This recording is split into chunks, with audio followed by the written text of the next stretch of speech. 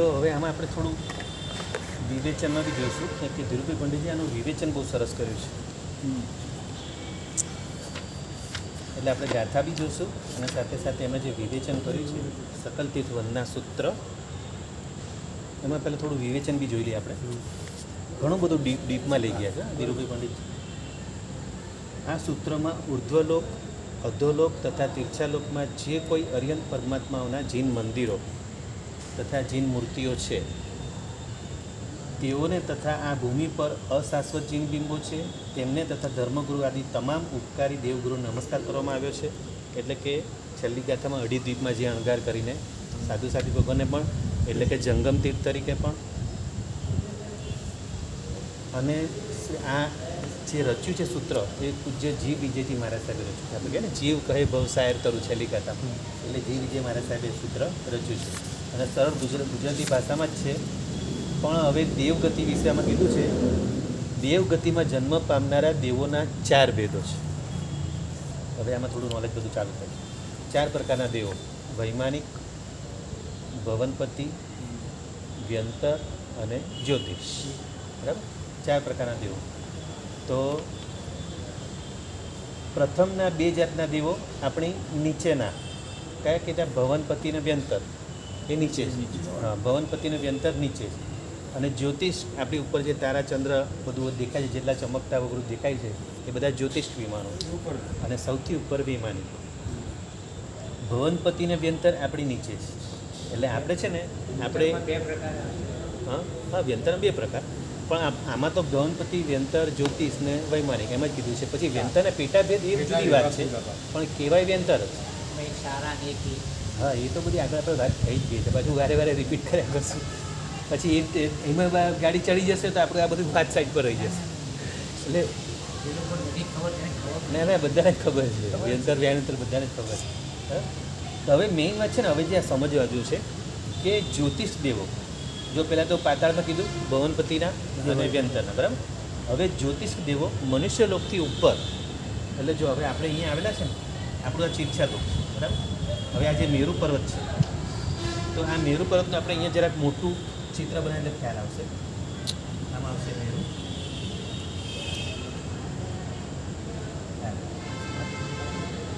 એના જે 3 પડે એટલા માટે. હવે આપણી જે ભૂમિ છે, હવે મેરુ પર્વતને આ જ્યોતિષ વિમાનો છે ને, બરાબર. આમ તો 1 લાખ યોજનો છે મેરુ, બરાબર. એના ઉપર શાશ્વતજીના આવે. તો 1 લાખ યોજનો છે, એમાં માત્ર 790 થી 900 યોજનની વચ્ચે અહીંથી આ સમતુલા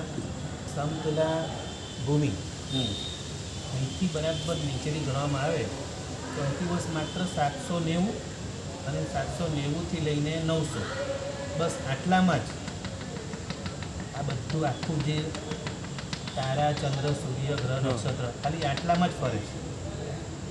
અને ખાલી આ મેરુ નહીં, આમ તો 5 મેરુ ને, પણ આને સેન્ટરમાં રાખીને ફરે છે. એટલે જે આપણું જે અસંખ્ય યોજનનું જે તીર્છાલોક છે, આ આખું ઉપર તારા, ચંદ્ર, ગ્રહ, નક્ષત્ર આખું પણ ફરે છે કેટલા? અઢી દ્વીપમાં ફરે છે. અને અઢી દ્વીપની બહાર બધા સ્થિર છે. અસંખ્યા સૂર્ય, ચંદ્ર, તારા, ગ્રહ, નક્ષત્ર અસંખ્યા છે. 5 પ્રકારના જ્યોતિષ વિમાનો અસંખ્ય છે. એટલે 790 થી 900 યોજન એટલે કેટલું? આટલું જ. આથી ખાલી આટલેથી આટલું. આમ મેરુ પર્વતની અપેક્ષાએ તમે જુઓ. અને આપણે છે કે અહીંયા છે, જેમ કે આ જંબુદ્વીપ છે, આપણે ભારતમાં અહીંયા છે. હવે આપણી અહીંયા હોય તો આપણને તારાનું જે આખું જે દેખાય તારા કેટલો ભાગ આવે આપણામાં? આપણે જોવામાં કેટલો આવે, છતાં બી આપણને કેટલા બધા લાગે છે તારા, ચંદ્ર, સૂર્ય. ખાલી આપણે આટલા ભાગમાં બી કેટલા લાગે છે? તો આખા આ તીર્છાલોકમાં જે અસંખ્ય દ્વીપ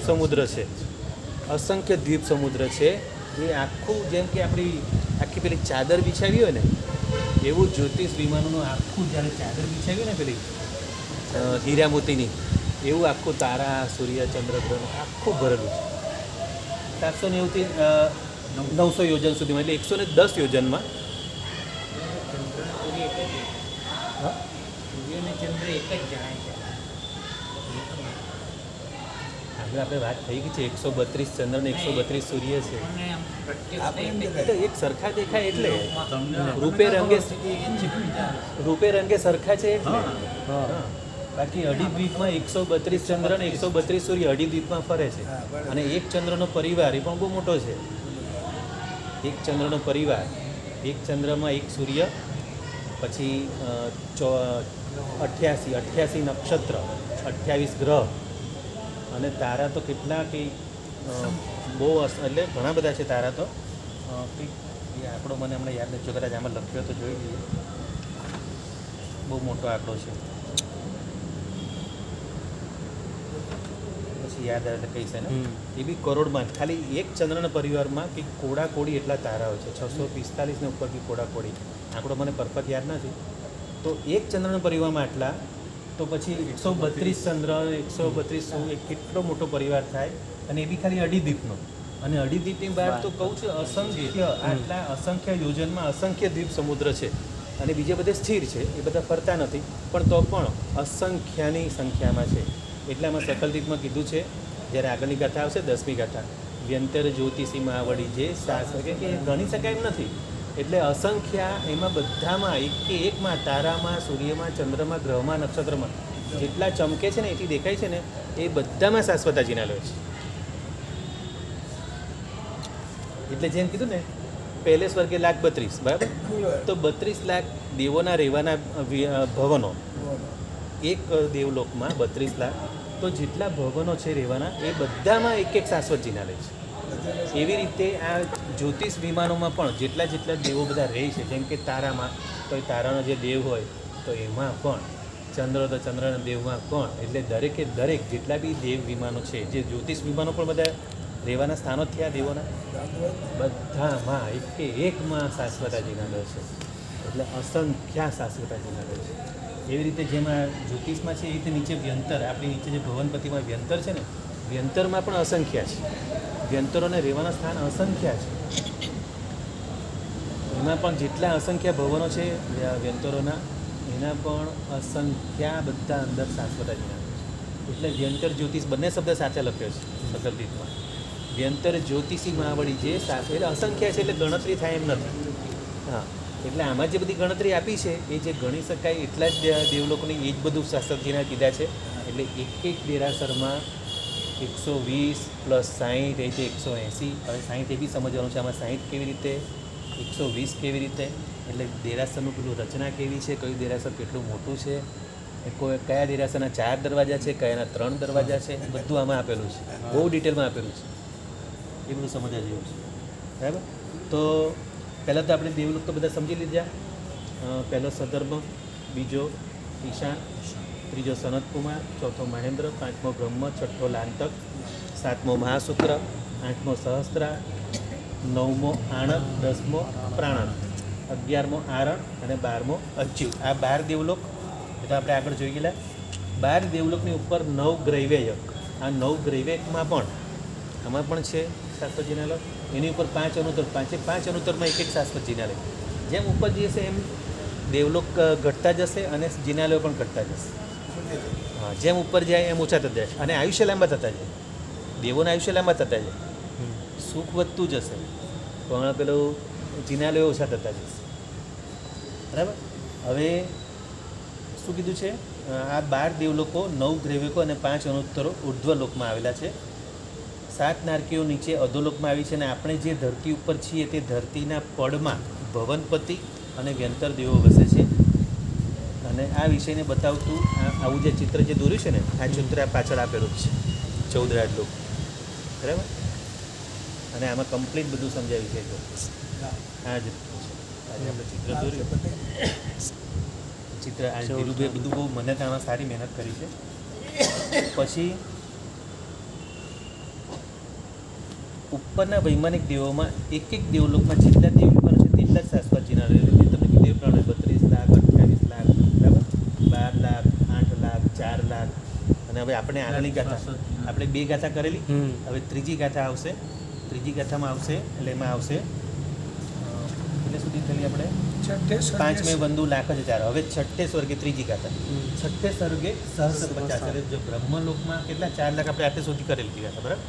હવે છઠ્ઠે સ્વર્ગે લાંતક દેવલોકમાં સહસ્ર 50 એટલે કે 50,000 એમાં શાશ્વતા જિનાલયો છે. એટલે જેટલા દેવાના દેવોના ભવન છે એટલે એટલા જ ભવનમાં એક ભવનમાં એક શાશ્વતો જિનાલય. પછી 7મે 40 સહસ્ર પ્રાસાદ. એટલે 7મા દેવલોકમાં જો આમાં કેટલા કીધા 50,000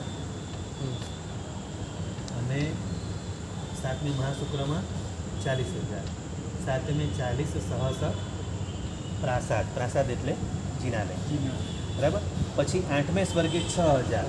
હવે 8મા દેવલોકમાં 6,000. જો જેમ જેમ સંખ્યા ઘટી જાય છે ને તમે કીધું ને, જિનારી બી ઘટે. હા જિનાલય બી ઘટે, દેવલોકમાં ભવનો પણ ઘટે, પણ દેવોની સંખ્યા પછી વધારે. એ પાછા ભવનો મોટા મોટા અને દેવોના આયુષ્ય પણ મોટા મોટા.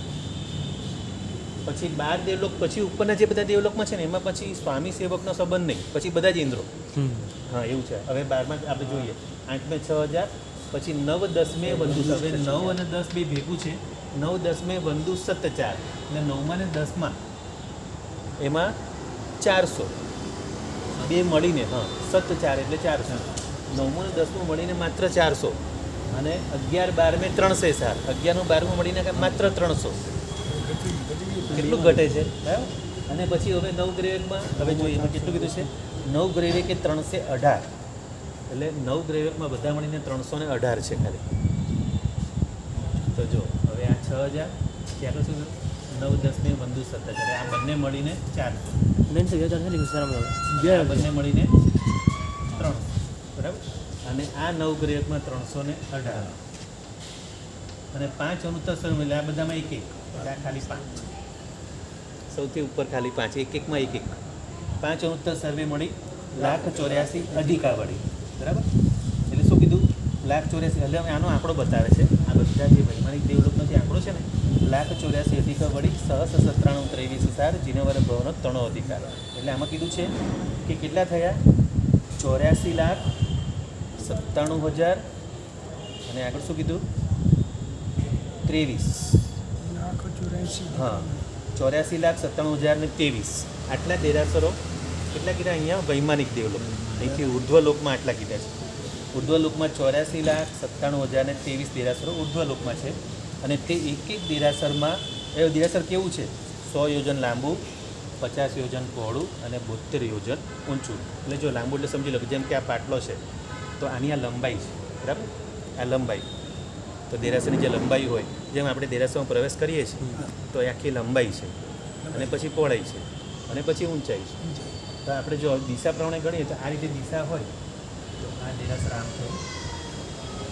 આપણે અહીંયા પગથિયા સમજી લો, બરાબર. તો આ પૂર્વ દિશા છે, બરાબર. પૂર્વ અને આ પશ્ચિમ. હવે પશ્ચિમ દિશા છે ને પશ્ચિમ દિશાની દિવાલ પર 108 પ્રતિમાઓ છે. બધી શાશ્વતી પ્રતિમાઓ. આ પશ્ચિમ દિશા અને આ બાજુ એક દ્વાર, આ બાજુ એક દ્વાર અને આ બાજુ આમ 3 દ્વારો દેરાસરના. આપણે અને ઊંચાઈમાં આટલું 72 યોજન ઊંચું. એટલે આ 50 યોજન પહોળાઈ, આ 100 યોજન લંબાઈ, બરાબર. આ 100 યોજન અને આ 50 અને ઊંચાઈ આ ઊંચાઈ 72 યોજન. એટલે કીધું ને લાંબા 100 યોજન વિસ્તાર 50 ઊંચા 72. આપણે બોલીએ કેવું સાથે બોલીએ લાંબા 100 યોજન વિસ્તાર 50 ઊંચા 72. પણ એમ નથી. આપણે લાંબા 100 યોજન વિસ્તાર 50 અને ઊંચા 72 એ રીતે અલ્પવિરામ કરશું તો આપણને ખબર પડશે કે આવું છે. હા એટલે લાંબા 100 યોજન વિસ્તાર 50 અને ઊંચા 72. તો આ થયું આ શાશ્વત જિનાલયની લંબાઈ, ઊંચાઈ અને પહોળાઈ. હવે એમાં 180 બિંબ પ્રમાણ એટલે એક દેરાસરમાં 180 પ્રતિમા, બરાબર. આ એક દેરાસરમાં 180 પ્રતિમાઓ. હવે 180 કેવી રીતે થાય છે એ બી આગળ સમજાવ્યું છે. 180 બિંબ પ્રમાણ સભા સહિત એક ચૈત્ય જાણ. હવે સભા સહિત એટલે શું? હવે જે આ 1 થી 12 દેવલોક છે ને એમાં ઇન્દ્રોની સભા હોય. હા જેમ અહીંયા કેમ રાજાશાહી હોય, એના રાજાના મંત્રી હોય, સેનાપતિઓ હોય, નોકરો હોય અને બધી સભાઓ ભરવી પડે મિટિંગ વગેરે કરવા માટે. એવી રીતે ઇન્દ્રને પણ ત્યાં ઉપર 5 પ્રકારની સભા બનવાની હોય અને પાંચે સભામાં. હવે એમાં કઈ રીતના દેરાસર છે, એમાં પણ બધા ચૌમુખજી દેરાસરો, દરેક સભામાં એન્ટ્રીમાં ત્યાં બી શાશ્વતી પ્રતિમાઓ. તો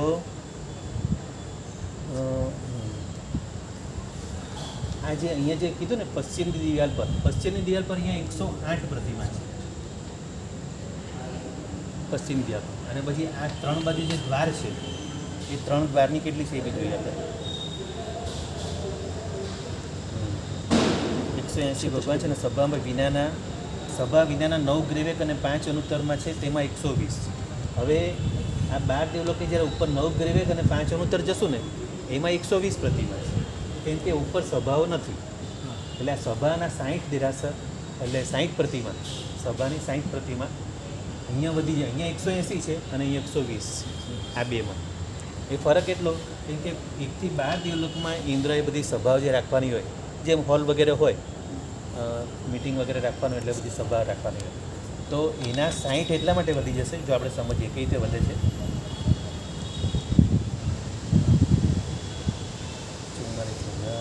107 એક ભવનો એક જીન મંદિર છે અને ભવનોના આપણે આપેલું હા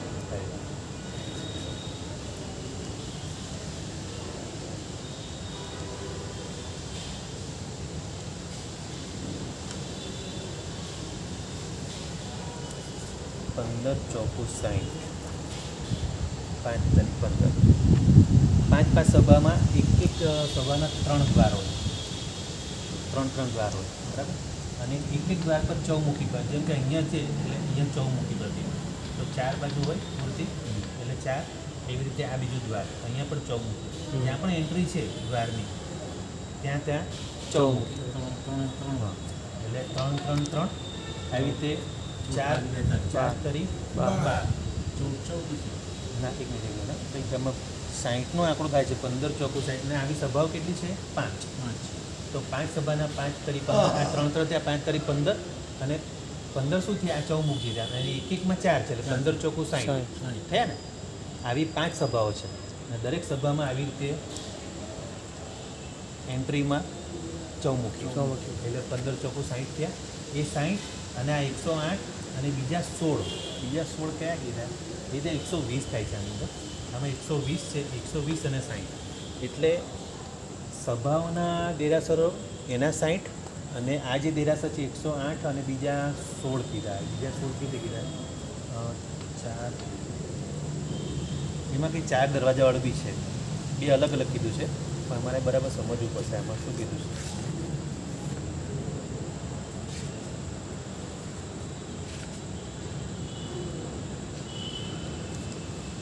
મેં આખું ટોટલ આપી દીધું છે, પહેલાં જોયું.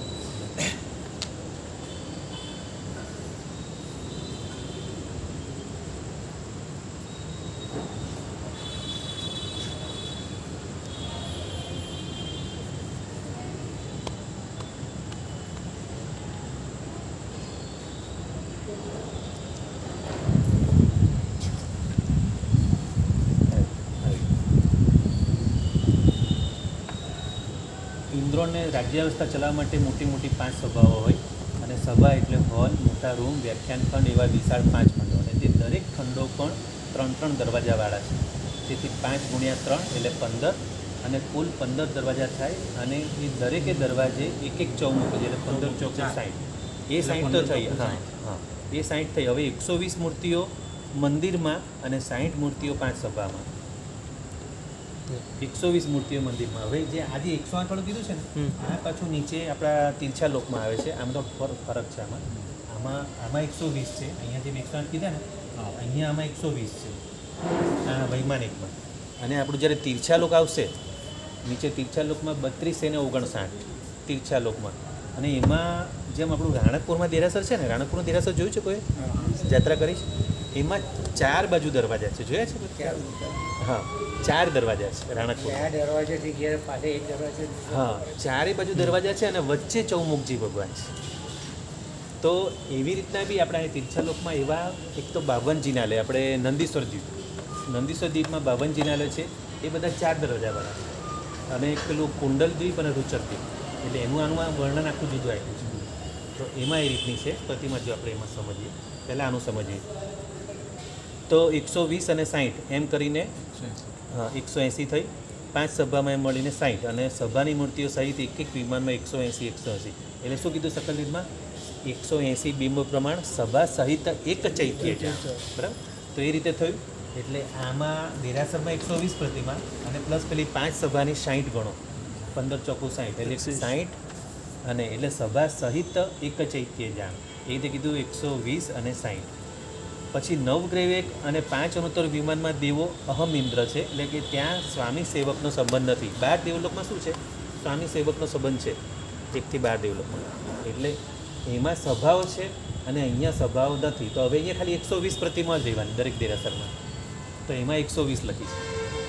તો હવે એનું બી ટોટલ જુદું આપ્યું છે, આનું ટોટલ, અને બંનેના ટોટલ મેળવી અને ટોટલ આ ઉર્ધ્વલોકમાં ટોટલ કેટલા દેરાસરો છે અને કેટલી પ્રતિમાઓ છે એ બધું આમાં ધીરુભાઈ પંડિતજી એટલું સરસ બધું અલગ અલગ વર્ણન કર્યું છે. તો હવે એનું ગણિત છે અને પ્લસ કીધું છે વ્યંતર અને જ્યોતિષ દેવો અગણિત છે, એટલે અસંખ્ય છે. અગણિત એટલે અસંખ્ય, તેથી તેની સંખ્યા કહી શકાતી નથી. દેરાસરો પણ અગણિત છે. એટલે પછી શું કીધું છે આખણી 10મી ગાથામાં? વ્યંતર જ્યોતિષી મહાબળી જે શાશ્વતાજીના બંધુ. ગણી શકાય પણ નથી, એટલે અસંખ્યા છે અને અસંખ્યાનું હું વંદન કરું છું. હવે મનુષ્ય લોકમાં જે શાશ્વત દેરાસરો છે તેમાં 60 દેરાસરો 4 દરવાજાવાળા છે. જો ટોટલ કેટલા કીધા? 32 અને 59. મનુષ્ય લોકમાં 32 અને 59. એમાંથી 60 દરવાજા, 60 દેરાસરો 4 દરવાજાવાળા છે, જેવું આપણું રાણકપુરમાં છે ને એવું. અને એમાં 52 નંદીશ્વર દ્વીપમાં, 4 કુંડલ દ્વીપમાં અને 4 રૂચક દ્વીપમાં. કેટલા થયા? 52 ને 4 56 ને 4 60. કુંડલ દ્વીપ, રૂચક દ્વીપ એ તો બહુ દૂર છે, નંદીશ્વર દ્વીપથી પણ આગળ છે. 11મો અને 13મો એવી રીતના છે. તો એમાં 4 છે, 4 કુંડલ દ્વીપમાં અને 4 રૂચક દ્વીપમાં. અને 52 નંદીશ્વર, આપણે નંદીશ્વર દ્વીપની આગળ વાત થઈ, યાદ છે? બોર્ડ પર કરેલું. હા, કંઈ નહીં, આપણે એકવાર ફરતી લઈશું. નંદીશ્વર દ્વીપમાં 52 જિનાલયો છે અને એની પ્રતિકૃતિ રૂપે જ આપણે 52 જિનાલય વગેરે. જો નવસારીમાં 52 જિનાલય છે, આપણે સુરતમાં એક પણ 52 જિનાલય નથી. નવસારી આપણાથી નાનું છે તો ત્યાં 52 જિનાલય છે. હમણાંની ઘણો ટાઈમ થયો, ચકાચક મારા હિસાબે કરેલું મને. હા, હમણાં થોડું. કેટલા વર્ષ થયા? હા, તિઘડામાં. હવે કેટલા વર્ષ થયા? હું 8-10 વર્ષ, 15 વર્ષ થયા. 15 વર્ષ ઉપર થયા, મને ખબર 15 વર્ષ પાક્કા. તો એવું જે 52 જિનાલય છે ને એ આ નંદીશ્વર દ્વીપની એની પ્રતિકૃતિ રૂપે 52 જિનાલય બનાવે છે.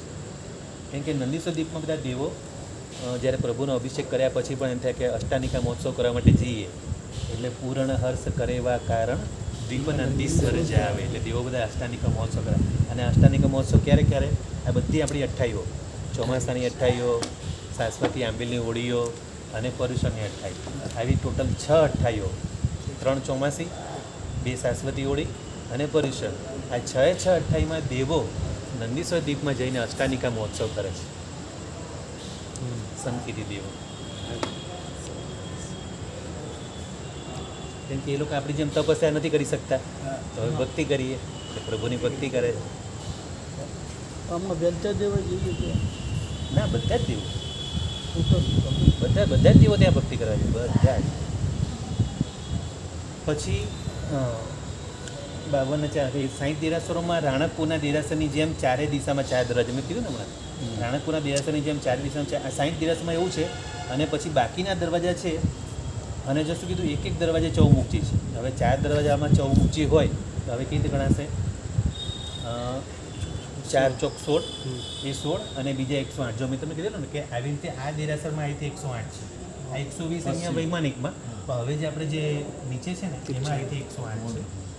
આ 108 અને 4 ચોક 16. હવે જો 4 દરવાજા હોય એટલે આ સેન્ટરમાં હોય 108 અને અહીંયા બીજા 4 થઈ જાય 4 ચોક 16 ને 8 કેટલા થયા? 124. એટલે જે 60 આવા દેરાસરો જે છે ને એમાં આવી રીતે 124 પ્રતિમા છે. અને એના સિવાયની જે બીજા 3 દરવાજાવાળા છે ત્યાં 120 પ્રતિમાઓ છે. એટલે 4 ઘટી ગયા, કેમ કે એક દરવાજો ઘટી ગયો ને એટલે 3 દરવાજા રહ્યા. 3 દરવાજા રહ્યા એટલે બાકીની અહીંયા 108 અને આ બાકી આ 16 ને એ રીતે 4 કરી 12 ને 8 16. હા, 4 4 4 12 અને 8 20 એટલે 120.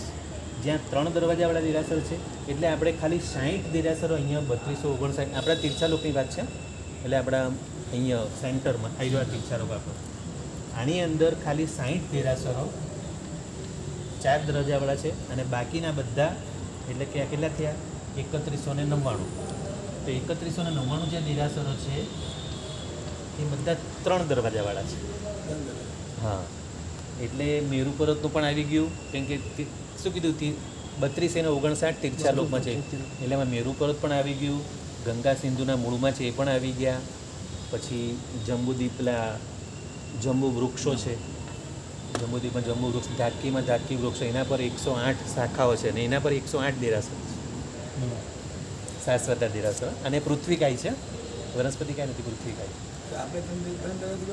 હા આપણા દેરાસરના 3 કહેવાય. આપણે 3 દરવાજા તો છે જ. હા એ તો છે જ પણ આ તો આપણે મનુષ્ય નિર્મિત છે આ શાશ્વતા છે એની વાત.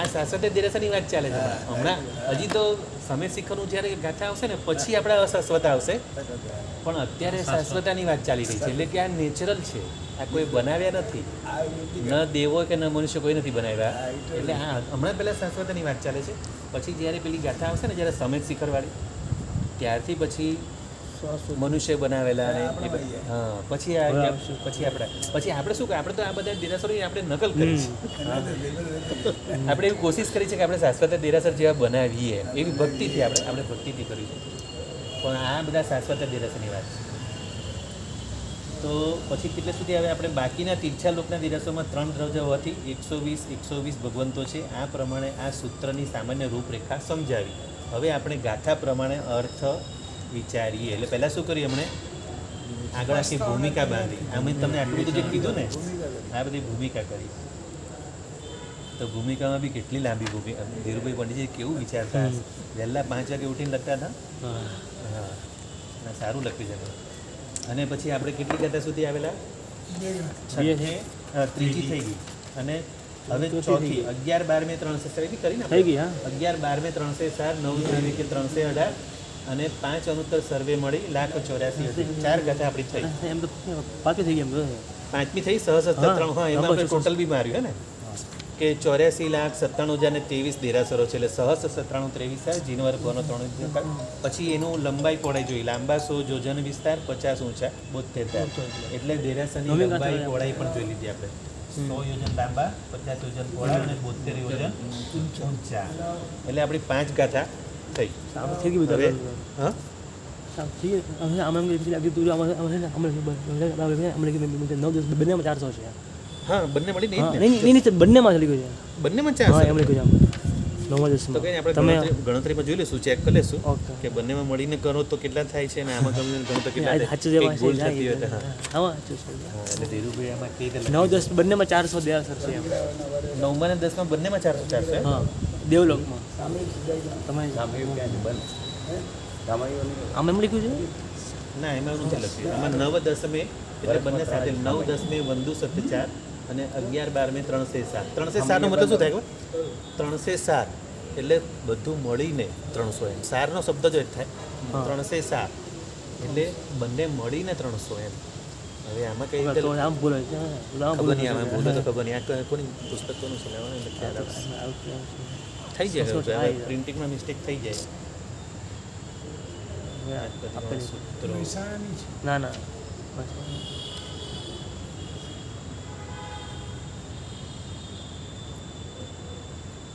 ગુરુમાનું પુસ્તક તો છે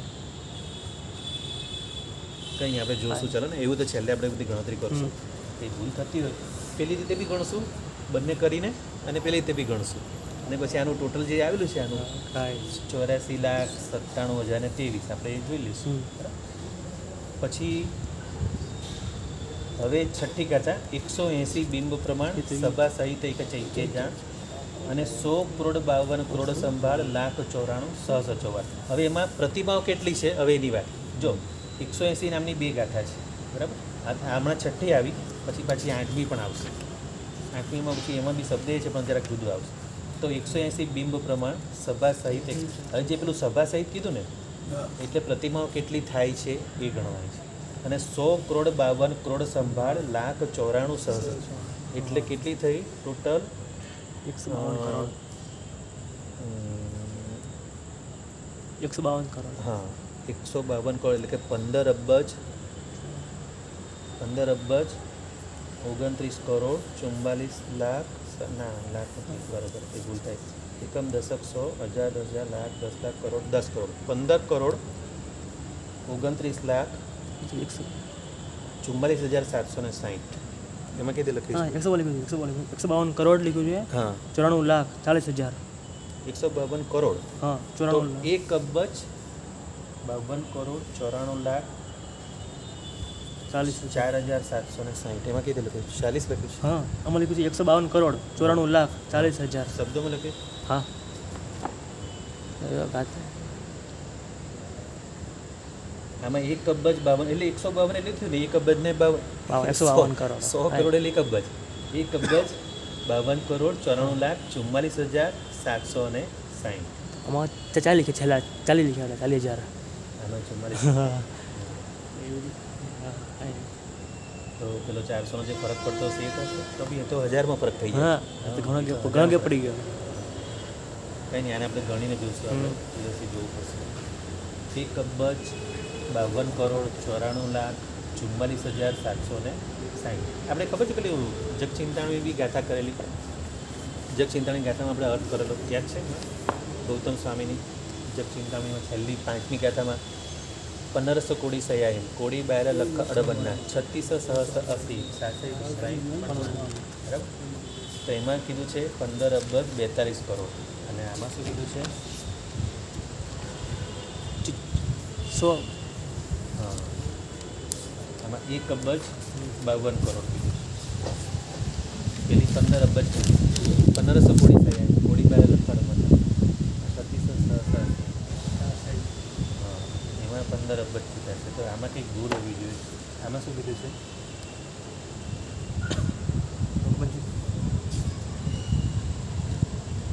દરેક ચીજ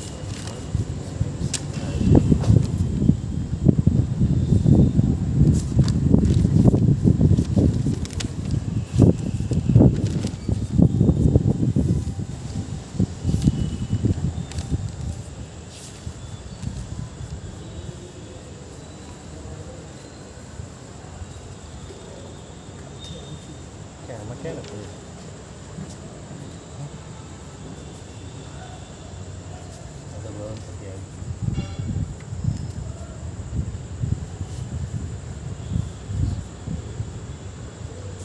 ક્યાં ગયું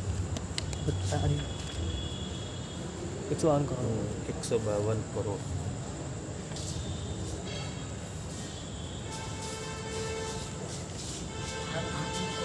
આમાં બી 1 અબજ ને 52 પાછાની છે પાછાની બુક જ છે ના ના બરાબર છે એ વાત અર્થની જ છે મહેસાણાની પાયર હા એ તો સાચી વાત એને જૂની સાચી વાત હા એટલે આમાં 152 ભલે ભેગું લખ્યું હા, હા. પણ થાય તો એ જ છે તો ચિંતા તો છેલ્લા 700 વાળા એ અલગથી નથી કીધા એને અમારે કેમ છે છેલ્લા 744 760 હા આમાં તો આપ્યું નહોતું કાંઈ અને 44,760 અને આમાં શું કર્યું છે ખાલી 40,000 પતી ગયું 40,000 પછી પૂરું કરી નાખ્યું ખાલી 40,000 હા. શોર્ટ જ કરી દીધું છે તો બાકી 760 તો હા આમાં ધીરુભાઈનું ગણિત બહુ હા, પાક્કું હોય છે ખોટું નહીં. કંઈ નહીં આપણે ધીરુભાઈને પ્રમાણે ચાલીએ હમ. ધીરુભાઈ બહુ બહુ ઝીણું પરફેક્ટ ગણીને કરતા હોય છે હમ. એવું તો બરાબર તો એમાં શું કીધું છે 1 અબજ 52 કરોડ 94 લાખ 44,760 પ્રતિમાજી થાય છે એટલે આ બધું મળીને જે આટલા જે શાશ્વતા જિનાલયો થયા જિનાલયો કેટલા છે 84,97,023 એ જિનાલયોમાં આટલી પ્રતિમા છે 1 અબજ 52 કરોડ 94 લાખ 44,760 આટલી પ્રતિમાઓ છે બરાબર અને તે સર્વે પ્રતિમાજીને ત્રણે કાળે હું વંદન કરું છું એટલે શું કીધું છે 700 ઉપર સવી બિંબ પ્રણમુ 3 કાળ આપણે જે ગાથામાં બોલીએ છીએ 700 ઉપર 60 વિશાલ એટલે 700 ઉપર 60 એટલે કીધું ને 760 આ ગાથામાં તો કીધું છે એ જ પ્રમાણે જ અર્થ લખ્યો છે 700 ઉપર 60 વિશાલ જો લખ્યું છે 100 કરોડ 52 કરોડ સંભાળ 1,94,654 પછી આમાં આવી 700 ઉપર 60 વિશાલ અને જો 700 ઉપર 60 વિશાલ આવ્યું ને નીચે કાંઠામાં આવી તો ગયું હા આમાં ગયું આમાં તો ગયું પછી એટલે પછી બીજી ગયું ગાથામાં લીધું હશે હા.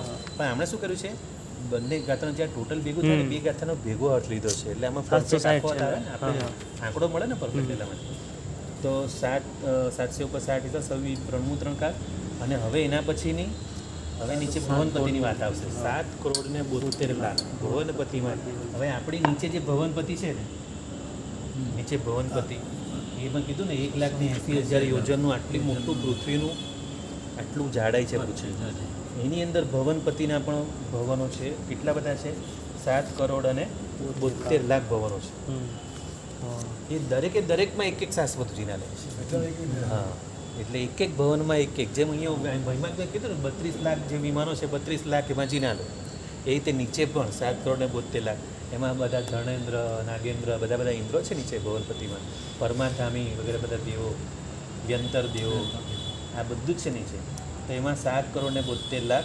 ભવનપતિમાં દેવલપાલ બરાબર એટલે સર્વે ભવનોના 7,72,00,000 જીન મંદિરો છે બરાબર પછી આગળ હવે આઠમી ગાથા આજે લઈએ કે કાલે લઈએ હા કેટલા ગયા? 10 થઈ ગયું તો આપણે 7 ગાથા સુધી તો થઈ ગયું બરાબર ગઈકાલે 3 ગાથા લીધી એટલે આજે બીજી 4 લીધી એટલે 7 ગાથા થઈ ગઈ બરાબર અને હવે લેશું 8મી ગાથા એમાં બી બીજો મોટો આંકડો છે આઠમી ગાથા તો પછી અત્યારે મોટા આંકડા આવે છે પછી તીર્છા લોક આવે છે પછી વ્યંતર જ્યોતિષ અસંખ્ય છે પછી આપણા સમય શિખર સંકેશ્વર ને બધું ચાલુ થશે ચાલો તો જો પ્રશ્ન કરવાનો હા કાલનો પ્રશ્ન હતો ને કંઈ હા જોઈએ બીજી પેલા હતો ને 10 પ્રોત્ર શું જો શત્રુંજય સાંભળો શત્રુંજયને ગિરનાર ભૂમિ શાશ્વત છે એના પર રહેલા દેરાસરો શાશ્વત નથી માટે તો 16 ઉદ્ધાર થયા ને ઉદ્ધાર કેટલી વાર થયા તો હું શું કહું છું ઉદ્ધાર ક્યારે કરવા પડે જીર્ણ થઈ ગયા હોય ઉદ્ધાર ક્યારે કરવા પડે જે જીનાલો જે બાંધાયેલા જે રાજા જેમ કે ભરત ચક્ર હા તો આમાં એ વાત ચાલી રહી છે કે આજે આમાં શાશ્વતા દેરાસરની વાત ચાલી રહી છે તમે શત્રુંજયને શાશ્વત કહો છો શત્રુંજય જમીન શાશ્વત છે દેરાસરો બંને અડધું છે હા દેરાસરો શાશ્વત નથી ચોખ્ખું તો કહું છું 16 ઉદ્ધાર થયા છે છેલ્લો ઉદ્ધાર કોનો તો